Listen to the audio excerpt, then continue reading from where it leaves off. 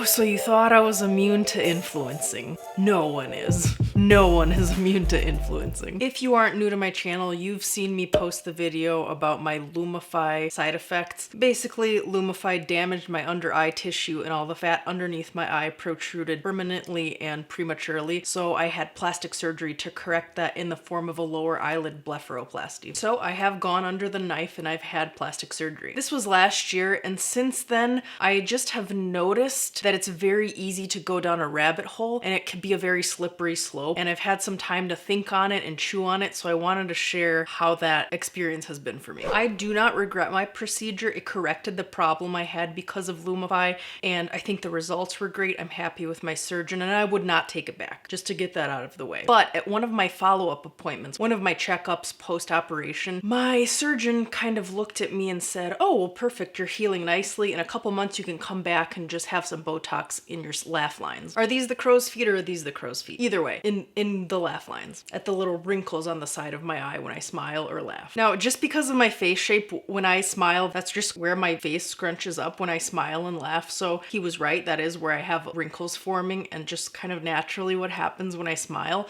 But I had never thought of doing Botox, and he mentioned it so nonchalantly, like that was the next logical step. He didn't ask me if I wanted Botox or if I'd ever considered it. He just kind of said, in a couple months, that's kind of like, that's what you're gonna do. At the time, I didn't think anything of it, and I was almost like, yeah, okay. And then for the next couple of months at home, I was noticing it more. Previously, my laugh lines had never bothered me. I just thought it was a normal part of my face. But once he had said that, I was like, oh yeah, I guess that's a flaw. That's a problem area. You know, gotta get Botox. Like, that's the next step, especially since he pointed it out. And you guys have probably heard of Dr. Yoon. He's a holistic plastic surgeon. He also makes videos here on YouTube. That wasn't the surgeon I had seen, but I like to watch his videos. I find them entertaining. He does a lot of reaction videos to either bad plastic surgery or plastic surgery corrections and revisions, so I find his channel entertaining. But he also does a lot of recommendations in his video not to do plastic surgery, believe it or not. He really encourages people to have the correct nutrition, take the correct supplements, be happy with themselves first, and really look inward before ever using plastic surgery as a last resort. So I really appreciate that with him. I feel like he's an honest plastic surgeon, but because I do watch a lot of his videos, I'm familiar with a lot of procedures. So after I had my lower eyelid blepharoplasty and the surgeon recommended that I start Botox,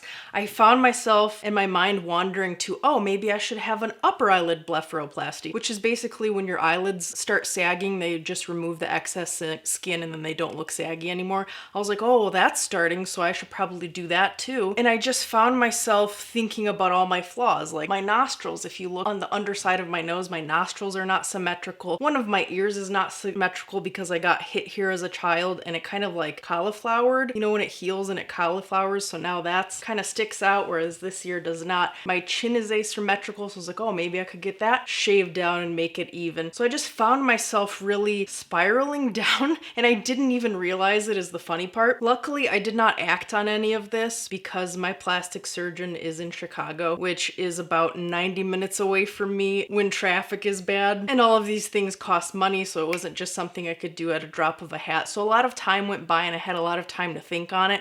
And when I really looked back, I realized it wasn't really me that wanted it. It was more because I already had my foot in the door with this one procedure, and then the surgeon planted the seed of the Botox, and then it kind of sent me down that rabbit hole of, well, how many things can I get done or should I get done? And I just started seeing a lot of my features as flaws. I'm really glad that I recognized this pattern before acting on any of it. My surgeon kind of had the attitude that I needed Botox, and I see a lot in Dr. Yoon's videos when he's reviewing other surgeons' work that they'll even use that verbiage with their clients, like, oh, you need this, you need to fix your nose, you need to fix the shape of your nose, or you need to fix your breasts, or whatever the case may be. And I think that's a really problematic verbiage to use because very few people need plastic surgery. The shape of your nose, unless it's really hindering your breathing or your health, of course, does not need to be changed. And a surgeon certainly should not be telling you that that needs to be changed. And in our current society with the short form content and media that is so quickly digested but also quickly forgotten, it's important to note that some of these plastic surgeries are also trends, and trends pass so quickly. They are so quickly in and out of popularity. One example comes to mind now is the buccal fat removal that's really popular. I know that, you know, the high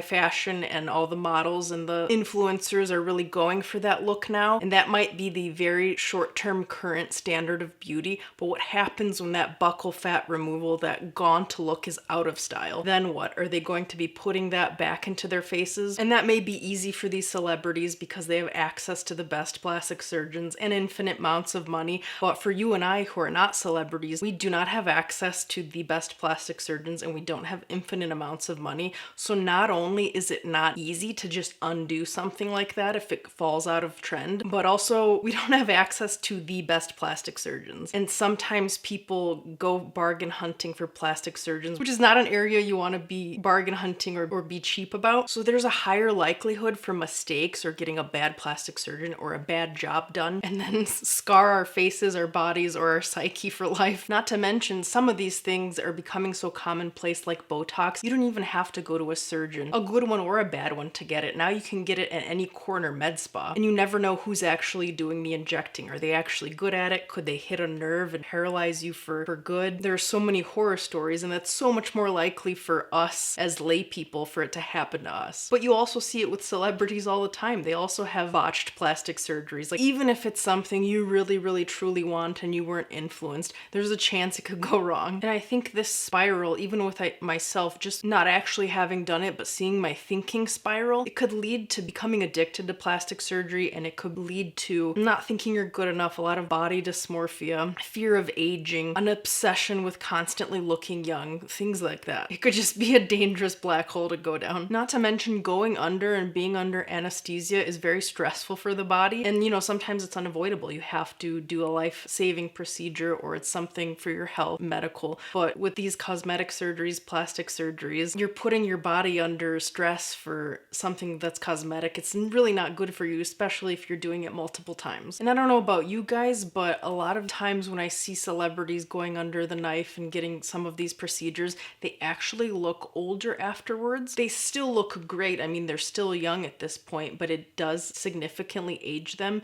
And some of these procedures, we don't know how they will age in 10, 15, 20 years. And a lot of this filler and stuff, it will also sag with time. It's not improving your muscle tone in your face. It's still subject to gravity and will sag with time. I hope I'm not coming off as the kettle calling the pot black. I'm not judging anyone for getting plastic surgery. I'm glad I didn't keep going down that path. So I just wanted to put this video out as a warning, because if you think you need it or you actually know you want it, then that's great. But I would never want someone to go through something like that because they were influenced and they didn't actually think they needed it or they wanted it and then regret it later on. I just think our facial features are not flaws and aging is not a death sentence. I think it's more important to just keep healthy, keep active, make sure you're eating the right foods, and just maybe put plastic surgery to the side. Because if we're not doing those basic things, plastic surgery isn't really going to help us. Let me know if you're not too embarrassed or if it's not too personal. If you guys have ever had any plastic surgery or Botox, let me know in the comments.